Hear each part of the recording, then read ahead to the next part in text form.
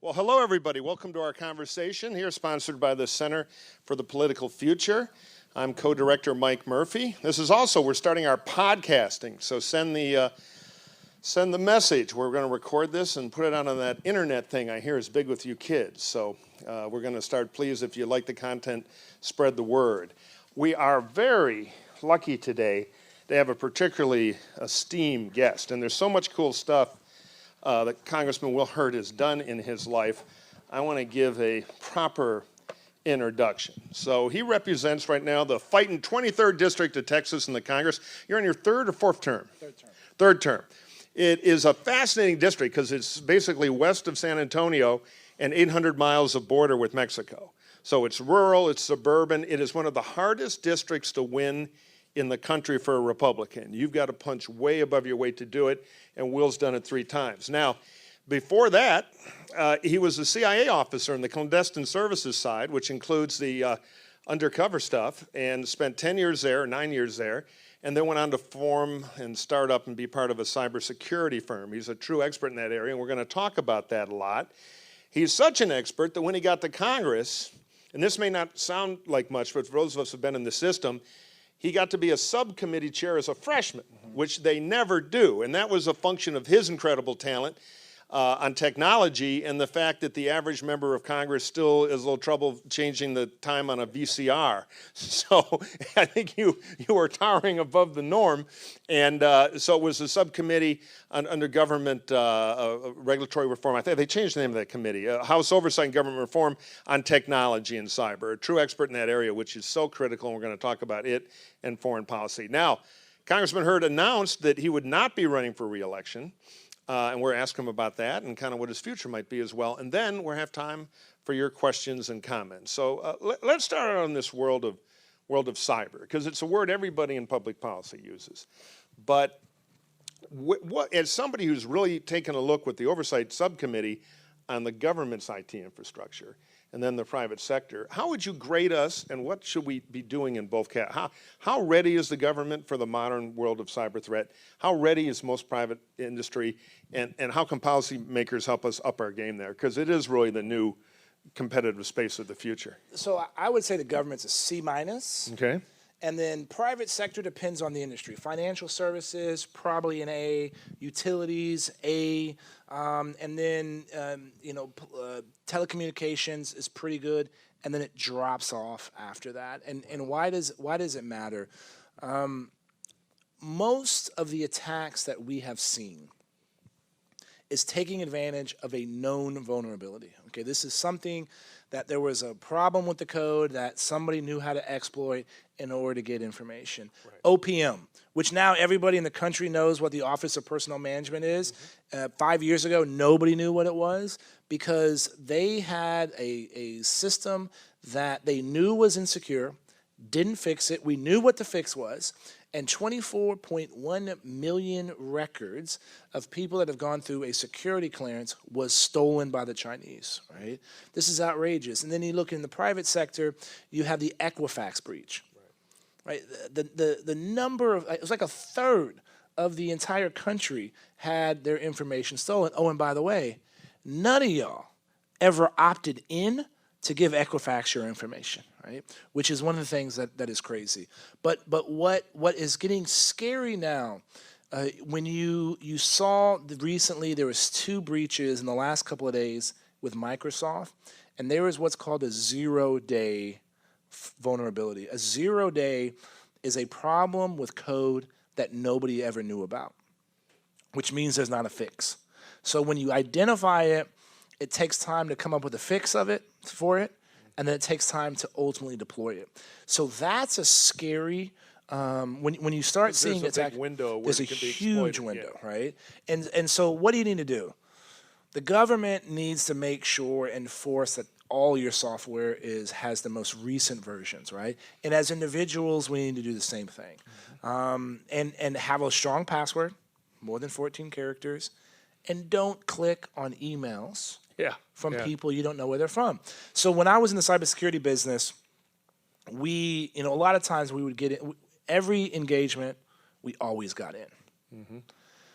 One time we spent a lot of time trying to get in, using the misconfiguration of hardware, problems in software. We weren't getting in. But what we ended up doing, sending an email to an employee that clicked on something and we were able to get in. The biggest vulnerability is individuals.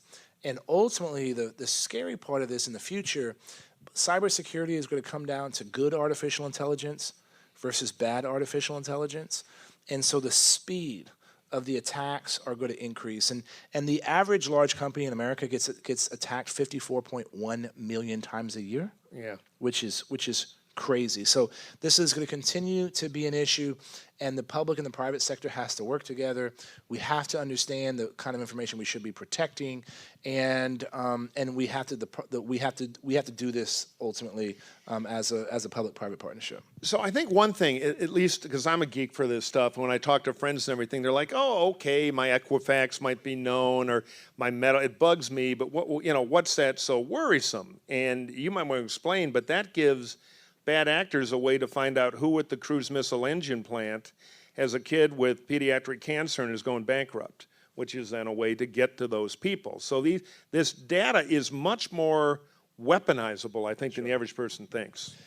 So there's billions of dollars of fraud that is going on. So it's not just stealing a credit card and buying something at the store, right? It is using your information to create false accounts, get reimbursed sometimes by the federal government, and checks get issued by the federal government to someone they think they're supposed to be giving it to, and it was all fraudulently decided. Then you look at the theft of intellectual property. Sure. And this is ultimately, we are in a geopolitical battle with the government of China. And the Chinese have stolen our information. And in order to get a leg up, they've broken into systems in order to deal with the next issue. And right now, unfortunately, we don't have a framework on how you think about cyber war. A lot of people want to use kind of old school nuclear weapons, strategy to deal with cyber. But the difference is when a cyber weapon is out in the ether, anybody can use it. Mm-hmm. If you drop a bomb or have a F-22, it takes years in order to develop that. And if the North Koreans were to launch a missile into San Francisco, they know how we would respond, we know how we would respond. But what is a digital act of war, and what is the appropriate response? And some of those things still haven't even been defined on how you deal with this potential threat. And it's not just us coming up with what the rules of the road should be. We have to be working with our allies and our partners on things like this in order to defend our digital infrastructure. Because the reality is the technological change we're going to see in the next 30 years is going to make the last 30 years look insignificant. Right. And there's so many tools that are doing this.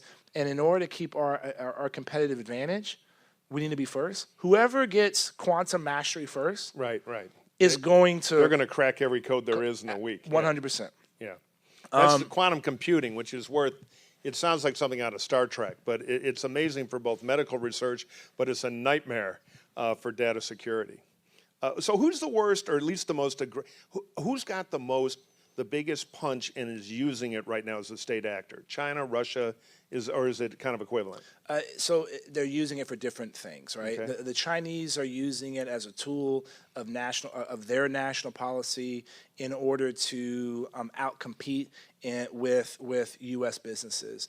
The Russian actors are doing it for fraud and to generate money, but also another element, people lump disinformation into broader cybersecurity, but disinformation is misusing information and weaponizing information. And this is one of the hardest things to deal with. And I always talk about in the 2016 elections, it is clear, Republicans and Democrats agree the Russians try to influence our elections. And they did this in order to erode trust in our democratic institutions. They wanted people questioning whether the legislative branch should be questioning the executive branch. They wanted the American public to question the media questioning the legislative branch, right? They wanted to erode trust in these institutions because when we're talking about that, guess what we're not talking about? Right. Helping the Ukrainians kick them kick the Russians out of Ukraine. We're not worried about what the Russians are doing in Georgia.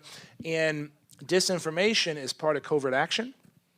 The entity designed to do counter covert action is the CIA, but the CIA can't do covert action in the United States of America because of the National Security Act of 1947. So and I'm not saying it should, but the entity best organized to deal with this threat can't. Right. And we haven't had enough conversations on how we deal with that element. Right. And then once you see a piece of information, can you unsee it? Yeah. Right. I love like law shows when the judge is like disregard that piece of information. Right. The bloody knife, you didn't see it. Yeah, you already heard it. Like how do I unhear something? And so this is a broader branch, and some look at it as part of cybersecurity that we're not doing enough in how to defend against disinformation. Yeah, people in my business who run political campaigns said, Elizabeth Bernie thing you saw at the debate, we have the digital technology to fake that so it never happened, but have the video that looks completely real, and you see it on the internet, and as Will says, you don't unsee it. Yep. And because of social media, in the old days, you'd put an ad on the air, everybody would see it, including angry reporters, and there'd be a discussion of it. There were certain penalties. Now, with what we call side-to-side communication, where my sister, the teacher in Oklahoma, sends me the thing for free, so it doesn't require a campaign committee to do, stuff can go sideways, and it's very hard to track, which means it's very hard to counteract if it's screamingly untrue. If you look at the history of Russian intelligence actions, they since the 30s, have been interested in social division in America, often forced basically on race, who they'd fund and everything. So this is an old tactic to bring down our democratic values, and here they are with the power of the internet doing the same thing. Man, you really know what you're talking about. Oh, I've been in the pay of the FSB for years, but I was an old Russian area studies guy in the Cold War a million years ago, and then. And your point on deep fakes, though, this notion of now, changing a visual image in a way that's so good, and how do you determine? And someone like, okay, well, on social media you can say, if an image is doctored. So if you use a filter, that's technically a doctored image, right? And so what actually is a true image? And so this is an area that is going to get even harder to detect, and people are looking to try to use it. Yeah, we're literally in political research now using a thing where we turn on your smartphone and we show you a movie trailer or a political ad, and the camera reads all your nonverbal. And then not only learns about what you really think, but collects that information and gets smarter. So yeah, one of my big theories is that the government, which is still basically in a 100-year process to figure out how to regulate railroads, this thing moves so fast for it. What would you, if tomorrow you were speaker and you had every, there's no politics anymore. Right. What stuff would you, what bill, what like 3 things would you get the government lined up to do that would help create an environment where we both get a strategic advantage and we're as protected as we can? Well, it has to start with a privacy law, right? You have to have a national breach standard and privacy law. So if information does get released or you are negligent in defending, then there's consequences. And that should be, a uniform standard. Right now you have 47 different states. Leave it there. You good? Putin's listening in anyway. We're making it harder. And so then ultimately, how do you protect information? And I believe it's your information, right? It's like our information should be controlled. And I can make a case that what you click on and what websites you go to is way more interesting than your credit card information or your Social Security information. And you should be able to know how your information is being sent to you. When an ad gets displayed to you, you should know why did you get that ad, or if an email comes your way, how did that person get that information in order to come to you? And so this is how we make sure that we do. And this gets even more complicated with artificial intelligence. There's only one thing that I think I've ever agreed with Vladimir Putin on, and that's whoever masters AI will master the world. Right. And AI is based on data and who has the most data.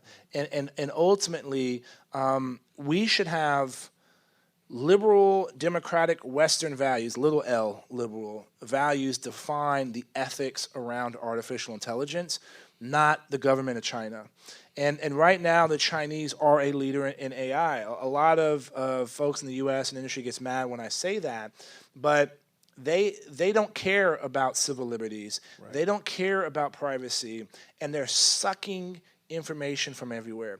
They are using facial recognition right now to put down the Uyghurs, an ethnic minority in Xinjiang province, and they're perfecting the use of that to use it across the country and then to export it to authoritarian regimes. So all of this data is the coin of the realm, and one, to be able to protect it, and in order to defend ourselves, but make sure that we're driving the ethical use of it is another thing. Yeah, it's a real challenge. I have a friend in Silicon Valley who has a great analogy for this. Think of AI as two whales having a contest to eat the most fish, because the more the whale can look at data, the smarter it gets. So our whale, because of our privacy laws, swims in the Great Lakes. The Chinese whale swims in the Pacific. So which whale's going to get bigger? And it's a huge, in a democracy like ours, it's a huge issue. You've actually been a bit of a maverick on some of this encryption stuff, a political maverick. I think in the data world, not at all, which is, should they be able to crack your iPhone easily or not? You want to talk about? Well, no, look, the federal government should not tell a company how they should build their widget. We should be strengthening encryption, not weakening it. Encryption is a tool in order to protect ourselves and to protect our privacy. Why do we have civil liberties?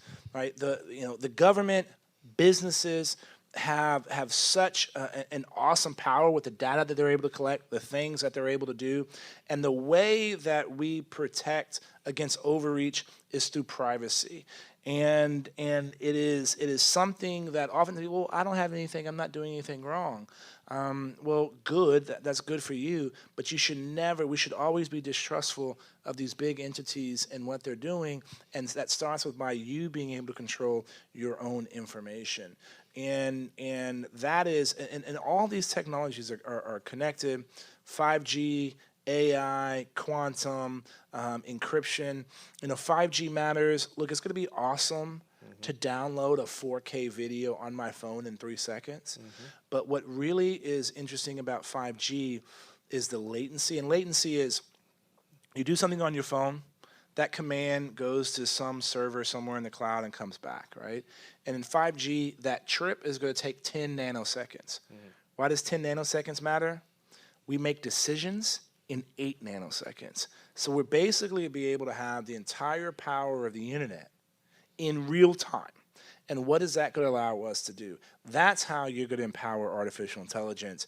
And then I say right now, artificial intelligence is dumb, but AI is going to get actually intelligent when you have quantum, and because of the capacity and the ability to kind of the problems that's going to get solved. So all of this stuff is connected, and we should be leading the world on this. We should be working with our partners to make sure that we take advantage of technology before it takes advantage of us. And because we're going to need that technology for many of the problems we have in public policy. Let's pivot over to foreign affairs and national security. We're doing a little world tour of hotspots. We're going to start with the Middle East, which is a region you know very well. What's your current view of, do we have an appropriate national strategy there? Tactically, we just had a big victory against terrorism with General Soleimani. But strategically, do you think we have a roadmap going forward? What should we be doing? Where should we make correction? What's your view quickly on the big picture in the Middle East? Sure. So I've disagreed often with this administration on their policies in that region. I have been supportive of the latest efforts on Iran. I would say broadly, and this is something I learned from a decade in the CIA, right? I was doing the back alleys at 4 o'clock in the morning collecting intelligence on threats to our homeland. Did 2 years in training, 2 years in India, 2 years in Pakistan, 2 years in New York, 1.5 years in Afghanistan. And something I learned is be nice with nice guys and tough with tough guys, right? It's that simple. Not the other way around. Oftentimes, this administration is nice with tough guys and tough with nice guys, right? Like that's not how you do this. And when there is a vacuum, when there's a leadership vacuum, that vacuum would be filled. And ultimately, the United States of America has become a global superpower, right? A consequential nation, not because of what we have taken, but because of what we have given. And it started after the end of World War II. So in this region specifically, we should be supporting human rights. We should be supporting our allies. The Kurds, the Iraqi Kurds, were the most fearsome fighting force in that region, and they are our longest ally. We should be supporting them. You have to, we should always be discussing our footprint, our military footprint. But I also think that we have taken away some of the power and authority of our diplomats. Ryan Crocker, who was, my ambassador when I was in Pakistan, has been in every tough place.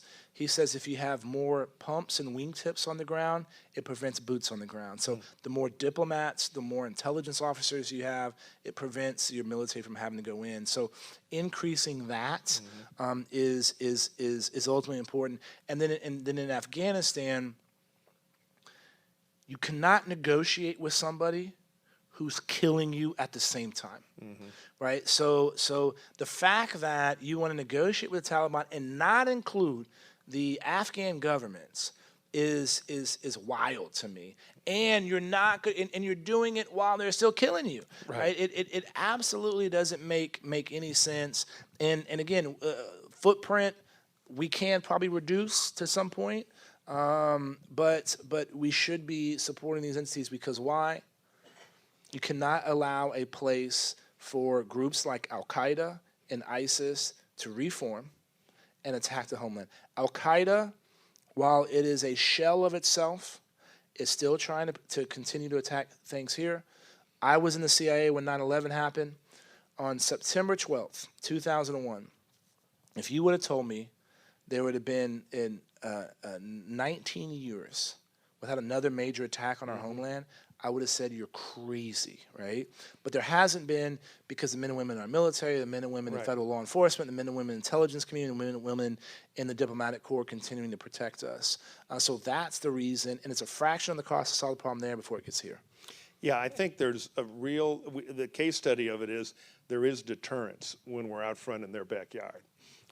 As opposed to sitting waiting for them to use our poor society to commit terror against us. So the Army War College did a review of post-2008 in Iraq on Iranian behavior. And they found that when the Iranians did not suffer consequences for their activity, they increased their negative behavior. When there were consequences, they curtailed. And when you look at Qasem Soleimani was the head of the largest, most well-equipped terrorist organization in the world. And you cannot hide behind your uniform to prevent you from being called a terrorist. He was not in Iraq because he was transiting through to go to vacation in the Barbados, right? He was there because he was planning with Iranian proxies to kill more Americans. And so now, Qasem Soleimani's replacement, you think he's going to go to Iraq anytime soon? No. You think any of the senior militaries in the IRGC is rethinking some of their behavior in those areas?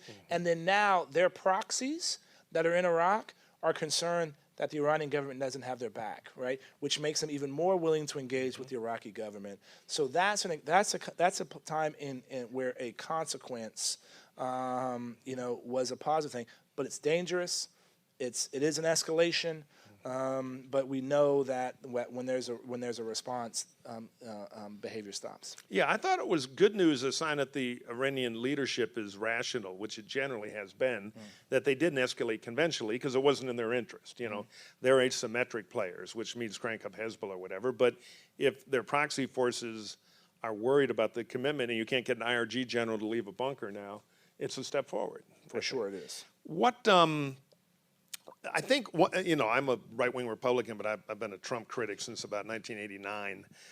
So I always have a view of him. But one thing where I think he's had a blind spot and you kind of touched on it with the Taliban, is he has a tendency to legitimize bad actors without a price. The Koreans North Koreans who always wanted a summit, always wanted to be treated as a real, and they got it, and we traded that basically for, whatever utensils the president ripped off from the meeting. I mean, there was nothing.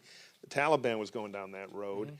Do you think that if President Trump is not reelected, and we don't know the outcome yet, do you think there'd be a return to normalcy in that? And how do we reset those relationships? Because we've kind of taught some bad lessons. Act up, get a summit. Look, and right now in Libya, you have this General Haftar, which the UN, which we're supposed to be supporting, disagrees, and that's preventing peace from happening in Libya. I think that there's been damage. How much long-term damage that is, and are we going to be able to repair? To be frank, I don't know the answer. And I would also say that some of our partnerships with our allies, Sure, we should be increasing cooperation with our allies. That is something that could potentially have long-term implications as well. And so, there's consequences to bad policy. But ultimately, I think most of the world wants to see America be engaged. I think if we can be engaged thoughtfully, I also think we have to be countering the Chinese One Belt, One Road initiative, where they're using economic power. In national security strategies, you hear about the dime theory, right? Diplomatic, intelligence, military, and economic. We do not use the economic tool enough, and it's our soft power. We're the soft power superpower, but we keep a lot of it in the garage. Yeah, absolutely. Let's talk about One Belt, One Road. You might want to explain it because probably some people here are familiar, some aren't. But it's part of the kind of Chinese grand strategy, and it's a huge deal. Look, it's the Chinese are trying to focus on countries that have resources that they need, and basically creating debt traps and programs in those countries, giving those countries money and resources and projects, which in the end benefit the Chinese government. Right. And Sri Lanka is a perfect example. Sri Lanka had this port that was important, and the Chinese gave them debt financing that they couldn't manage, and now guess who runs that port? The Chinese government, right? They're doing projects in Africa, and part of this is the Chinese government growing their presence. They used to only care about their mainland, and now in 2014, they built the first military base outside of mainland China in Djibouti, and so they are growing their footprint. And before everybody said, "Oh, they just want to stay in their hemisphere," no, they are trying to challenge the U.S. government. This is not my opinion. This is not from me collecting intelligence about them.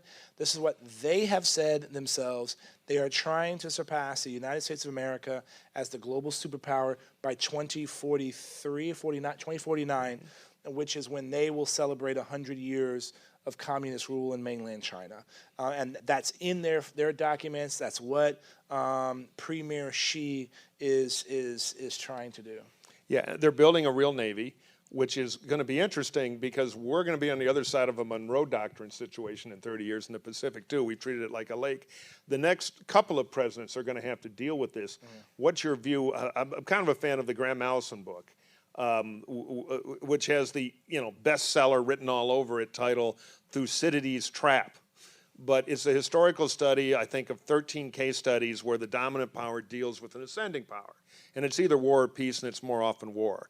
And we're kind of in that situation with the Chinese. So I'm curious about what you would think over the next 20 years is our best posture. Clearly alliances in the region and things like that. We got to reengage in the TPP, the Trans-Pacific Partnership, where if we want to establish the economic rules of the road, then we need to engage. And pulling out of that, yes, there were some elements that I thought should have been fixed, but I think there are things that we could have gotten to in order to show the rest of the region who have a problem with China that we have their backs. And so if your enemies don't fear you and your friends don't trust you, that's a bad place ultimately to be. And one of the reasons, lack of leadership in that part of the world, you see Japan and South Korea, decades of tensions flaring up and preventing their cooperation, and for us to be working together on North Korea, preventing us from be working together on China, and so showing a little bit more of that leadership and helping the Australians. We look to the Australians to play a major leadership role in that part of the world, and it starts with that. And then ultimately, I think there is a capital class in China, putting pressure on them. If a U.S. company or investor can't do something in China, then a Chinese company or investor can't do it in the United States of America. Mm-hmm.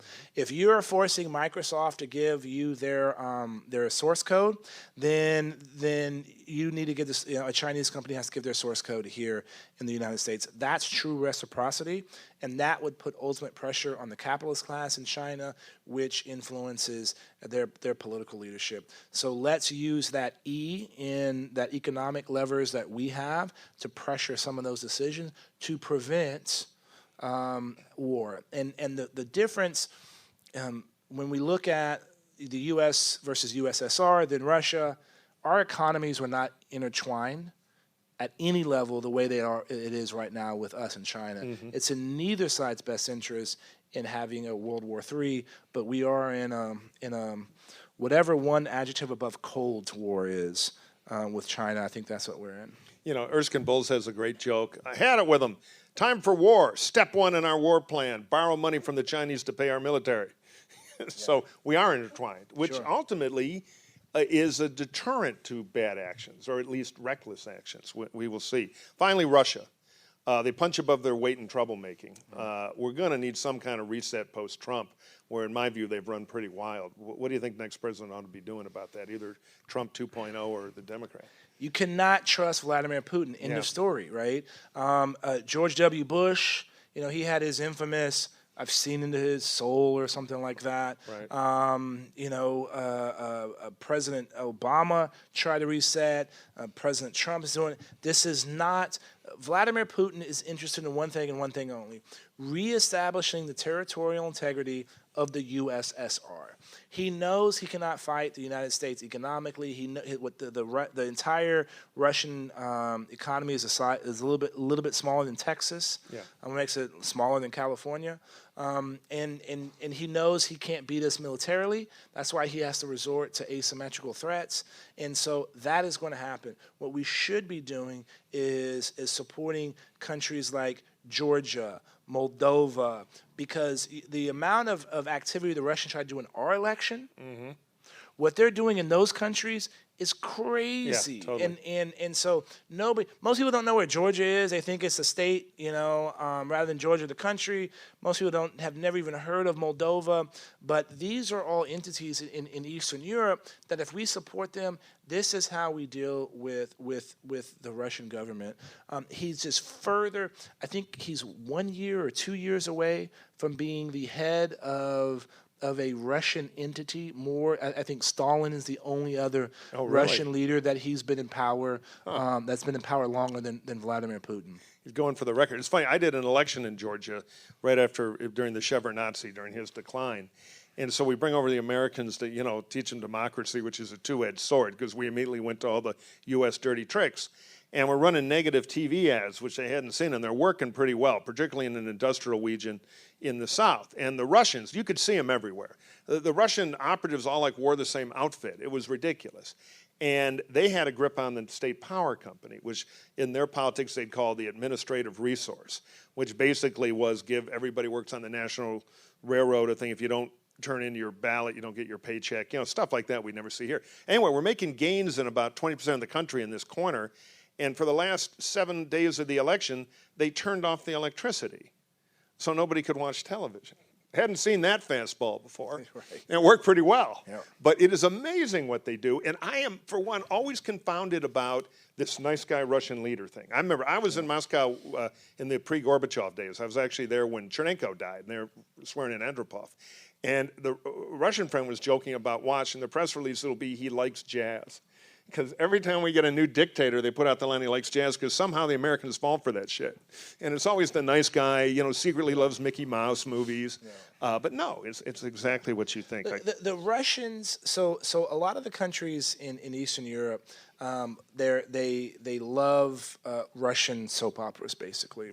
And what Russia does is when they sell that soap opera, the soap opera is 40 minutes, but they also sell 20 minutes of disinformation, right? So these countries are actively showing and re-showing Russian disinformation because they can't separate that from the telenovelas or whatever that phrase is in Russian, right? And so it's this crazy stuff like this happens all over. Why are we not giving them episodes of Seinfeld and old Oprah shows and, you know, Modern Family, right? Like these are the things that we should be helping to export, and that goes a long way in helping us in promoting our soft power. It's funny, I pitched your old employers this. We went and had a meeting about basically paying off Bollywood producers because restriped in other languages, those DVDs are everywhere. They have a happy ending in New York. A funny story. Counsel's office didn't like it because it reeked of propaganda. Well, this is the CIA we're talking to here. No comment. Yeah, no, exactly. Meanwhile, Murphy killed and freaked Xerox accident 2 days later. Let's switch to the future of the grand old party. You hold one of the toughest districts. It is a huge sign of the future that you've been able to win that, because that district looks a lot more demographically about where we're going than where we've been. Yet, my friends, your friends in the Republican conference, they're a tribe where at times I think you were an uncomfortable member because they're still very much in the country club community of the white guys over 50 locked in vote. You know, the big win is to get a mention on Rush. It kills me the dominant communications organ of the Democratic base is the internet, and ours is AM radio, which isn't going to be here in 15 years. How do you see the future of the party? What would be your advice to a party that is not going to be able to get reelected and hold power with basically Anglo-Saxon middle-class cranky guys over 55, which is what, frankly, we are right now? I was talking to some students earlier and said, you know, or they reminded me of something I've said. If the Republican Party in America doesn't start looking like America and being attractive to all Americans, there won't be a Republican Party in America. Right. And why should Democrats and independents care about this is you need two strong parties to have a good competition of ideas in November. The only way you solve big problems is doing it together.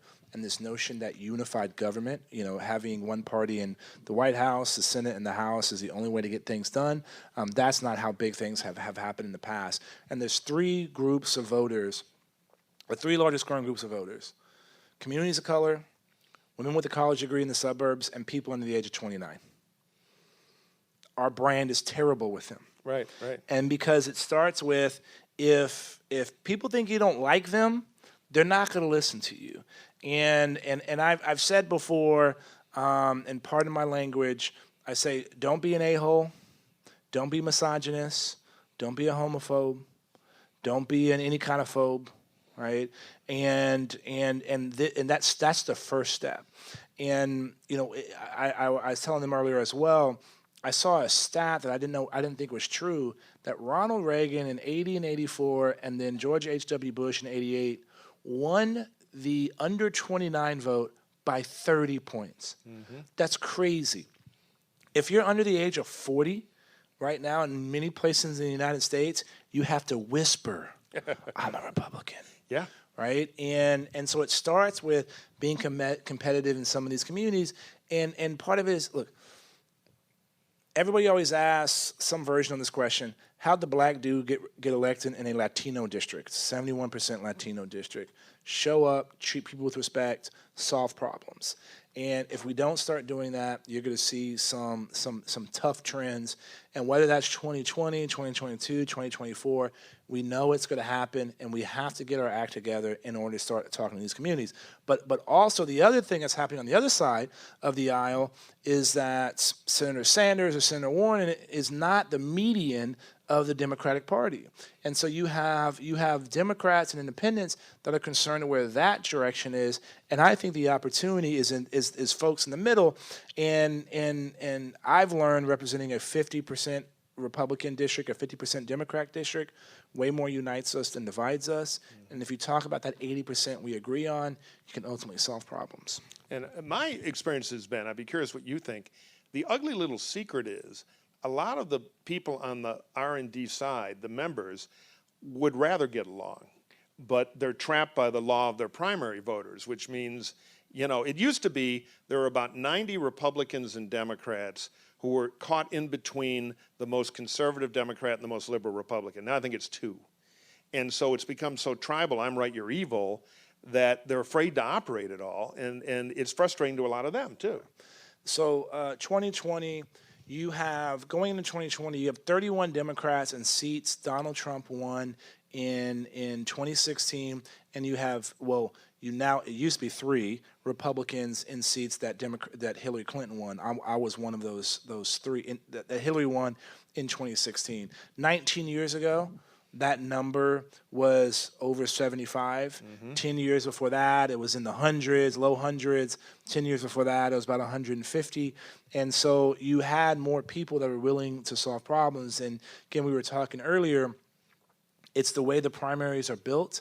Republicans and Democrats want these Uber R or Uber D seats because they don't want to have a tough competition in November. And I think that's one of the things that has been that has exacerbated this partisanship. And I've seen it in my 5 years in Congress. When I first got to Congress, I was really shocked with how warm relations were between members, but that's something that has really soured, especially now with all the impeachment stuff that's happening. Well, let's end on that, and then we'll go to questions. There is a little something's going on in the Senate today. I haven't checked the news. Any observations on all that? You were on Intelligence Committee in the House, so you saw the witnesses. Look, I'm on the House Permanent Select Committee on Intelligence. I went into this whole thing with an open mind to try to understand what happened. Unfortunately, a lot of my colleagues on both sides, they would see a piece of information and use it as an example. Aha, this means for impeachment. The other side was like, this is exoneration. And for me, I've said impeachment is a violation of the law. Back in Republicans tried to impeach President Obama like 6 or 7 times. It never got this far to where it was. And I would be back in the district, and you would have conservatives screaming at me because I didn't support the impeachment of President Obama because I said it has to be a violation of law. I did not see to the point where I had to make a decision any evidence to suggest it was bribery or extortion. And what's happening now in the Senate, I think it's ultimately going to be kabuki theater, and I don't think anybody thinks there's nobody there that already has their opinion made up. Yeah, it looks a little bit that way. Okay, questions, comments, insults. Yes, sir. I take pearls of wisdom as well, too. Yeah, as well.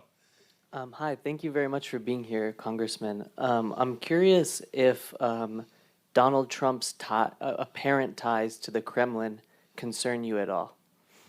Look, I've been very clear that his position on how he's dealing with Russia, I disagree with. When there was they did a press conference together in Helsinki. Right. I wrote an op-ed that said, in essence, in all my years in the CIA, I saw the Russian intelligence get the best of a lot of people. I never thought it would happen to an American president. Vladimir Putin was engaged in disinformation, especially on Ukraine, with the American president sitting right next to him, and I thought that had disastrous effects on our policy and our support in the East. But not being tough enough with Russia. Now, Congress has been pretty unified on the opposition and what the Russians are doing, additional sanctions, and all those things ultimately were forwarded through the administration to follow through on those things. But now the issue of disinformation is the thing that scares me the most because we're not prepared for it. Hardening election infrastructure is the easier of the task, right? Because now we're looking for it. Department of Homeland Security has gotten additional money in order to defend against that. But when it comes to, the lives and that kind of stuff, we haven't been prepared for that. And it's not just the government's responsibility, civil society, the media. I don't think the government should be telling the media what to do, right? I think the media is an important part of our democracy. And so they have a role to play in this. But in the end, Russia is our adversary, not our ally, and we should be doing everything we can to kick them out of the Ukraine. We should be supporting NATO. We should make that very clear. NATO has been responsible for 70 years of peace and prosperity in Europe, which hadn't happened in a really long time, and it was built against the threat of Russia. So a very clear, strong policy on Russia is important, and they are not friends, they are not allies. I don't think they ever will be until there's somebody in that position whose name is not Vladimir Putin. Just a plug, Annenberg is doing a great program on hardening election infrastructure, which you can check out. One of the problems is most of it is county-based. We have 3,300 counties approximately.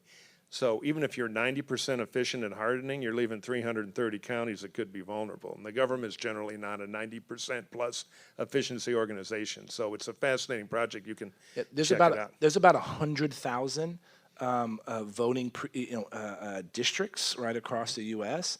And that makes a macro attack on the ones and zeros and the vote counting machines really difficult. That's why disinformation is way easier to do, takes a fraction of the cost, and creates even more drama. And again, social media goes out for free. I mean, I got 90,000 Twitter followers. I can tell the wrong joke right now and be out of business by dinner time for free to around the world. All right, next question, please. Comment. Yes, ma'am. Looking at the current candidate pool on both sides for the 2020 election, who do you think would be the best president for our nation going forward to kind of heal what's happened internationally in the last 3 years? To heal what we've done internationally, I think it's going to require more than just a president, right? It's going to require an entire foreign policy team in order to continue. And again, look, ISIS is a shell of itself. So is Al Qaeda, but we still have some of the wounds to heal with some of our allies. Who is best positioned to do that? My concern is that on the other side of the aisle, there's some folks that may not be nice with nice guys and tough with tough guys, that they want to pull everything out and be done, right? And I don't think that's the solution. That's the solution either. And so, look, I'm always in a position. I am a Republican. I generally, support Republican ideals, and it is something that's where my heart is leaning. Luckily, I'm never on a ballot. I would say Biden or Buttigieg, just because I think they get the world. I'm terrified of Bernie or Warren in foreign policy. All right, other questions? Yes, sir. Hi, so you mentioned being nice with nice guys and tough with tough guys, but generally the tough guys don't comply with a lot of the diplomatic strategies that we're employing, and you mentioned the TPP and getting back in that, but with someone like China who continues to steal intellectual property, they don't really care about any diplomats or any official processes that we're going to engage in. So in terms of getting involved with a power like China, we can't exactly have maybe the conventional strategies that we use with our allies, which are diplomatic. And in terms of our allies, sometimes our allies don't live up to the expectations that we hold for them, mainly in the Paris Climate Accord, where they haven't been holding up their end of the bargain, and in NATO as well. So I just have an issue with sometimes that our allies don't do enough of what they should be doing, and maybe we should hold them somewhat accountable. We shouldn't alienate them, but there has to be some sort of accountability there. So I think, of course, you should hold your friends accountable, and honestly, you should be tough with your friends. You should make sure your friends are doing the things that your friends should be doing. I agree with that point. However, if you prevent Chinese investors from investing in some of American technology companies because U.S. investors can't invest in artificial intelligence companies in China, that's going to have an impact on Chinese behavior. If we moved some of the manufacturing that we do in high-tech areas to Vietnam or Thailand or to Taiwan or to Mexico, so that we're not having to do those things in China, that has an impact. We get 80% of our rare earth minerals from China. Rare earth minerals go in everything from our cell phones to some of our complicated advanced weapon systems, right? We shouldn't be getting 80% of that from the Chinese. We change that. That has an impact, right? And so it's not just one thing that's going to change their behavior, but there has to be consequences to their negative behavior, right? And part of that, and as I said earlier, they have a capital class in China, and you put pressure on them, and then you're going to see them going to the CCP, their Communist Party, and trying to do changes. So, but the best way to do that is working with our friends, right? And making sure your friends know we have their back. And yes, our friends should be, there's always been talk about Europe not doing their 2% on NATO. And guess 2% of their GDP be towards military expenditures. And we're seeing an increase in improvement that we haven't seen, and that's happened in the last 3 years. So yes, our allies can be doing more, and we should be looking to them to do more, but we should be showing leadership in that area. And I would say in defense of the TPP, it wasn't a perfect trade deal, but it was really a political deal dressed up as a trade deal to create the closest possible alliance between the other Pacific Rim powers, which would be a counterbalance to the Chinese. I mean, one of the luckiest things we've got going right now is the Chinese aren't any good at making microchips. It's the Koreans, the Taiwanese, the Europeans here. And so having a real integrated trade agreement and able to put capital into those other Asian economies as a counterbalance is a great kind of invisible fence on the Chinese who have this expansion tendency. I thought it was a great tragedy that both Hillary Clinton and Donald Trump, for narrow American political reasons, bailed out on the TPP, because from a strategic point of view, it was a huge win for us, and we didn't swing at an easy pitch there, and that has allowed the Chinese to take their game a big step farther. And 3 years of uncertainty with NAFTA, right, exacerbated that. We should be talking about how we use North American competitiveness to be competitive in other parts of the world, right? And there is not, if you go to any country in the world and say, would you trade your neighbors for Mexico and Canada? All of them would say we would rather have Mexico and Canada. We are lucky, and we should be looking at that and the competencies that we can develop with our three countries, and that's going to help us in these other parts of the world, and it's going to help us in this geopolitical battle that we are in with the government of China. Yeah, it's interesting. Petraeus did this study with a bunch of experts a few years back where he looked at the combined North America, Mexico, Canada, United States versus China. And because our resource advantage, our intellectual property advantage is still stronger, we're in the better competitive position if we get our stuff together. I think we have time for one or two more. Then we got to get the congressman up to his next stuff here. I'm going to end with the story. Okay. Thank you, and thank you, Congressman, for coming today.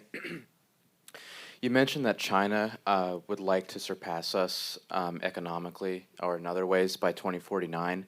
And I recently read in The Economist that comparing or adjusting for purchasing power, China is stronger economically. And paired with their stealing of intellectual property and other things, what should we be concerned about by 2049? And how real of a threat do you think it is for them to surpass us as a superpower by then? Look, I think it's a real threat, and we can't play their game, right? We got to change the game, and what do I mean by that? Let's look at artificial intelligence. Right now, most of the algorithms that are being developed and built require tons of data. We are never going to be able to amass the kind of data in order to train algorithms the way the Chinese are, because they don't care about privacy and civil liberties. So our algorithms and tools when it comes to AI have to perform with less data. right? And so we can't be trying to beat the Chinese at a game that we have already lost. 5G is another example. Huawei, you've heard about this company.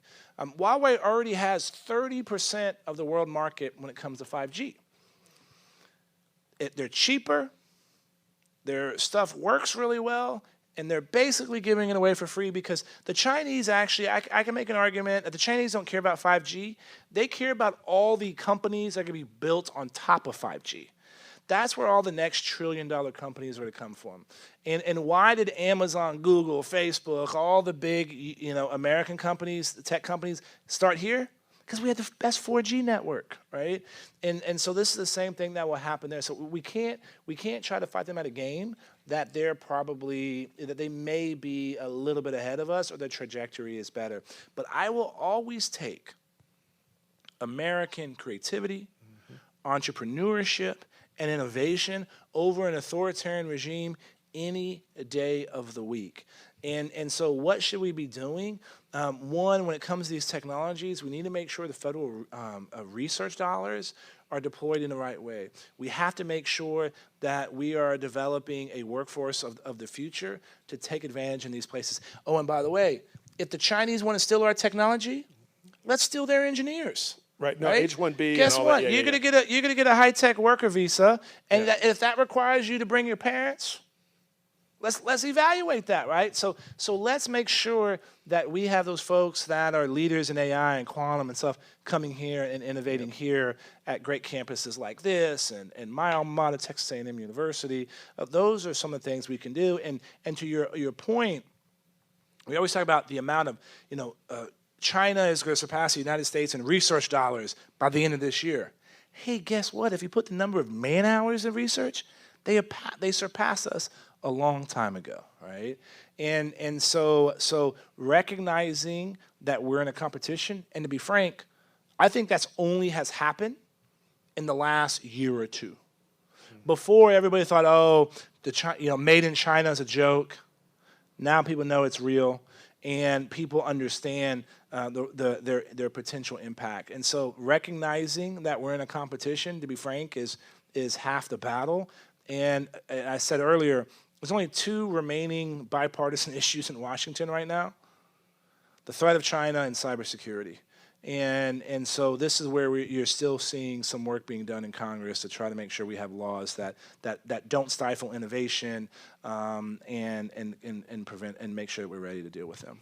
Yeah, I'm really hoping the next president understands that we really need an Apollo moon launch kind of focus on this, because if we win quantum computing and AI, but the advantage on so many levels. It's not about weapons or anything. The most impressive sentence I heard last year was from one of the top experts in quantum computing and biomedicine at an Andreessen conference up in Silicon Valley. He said, if we get quantum right in 20 years, we will treat cancer like dentistry.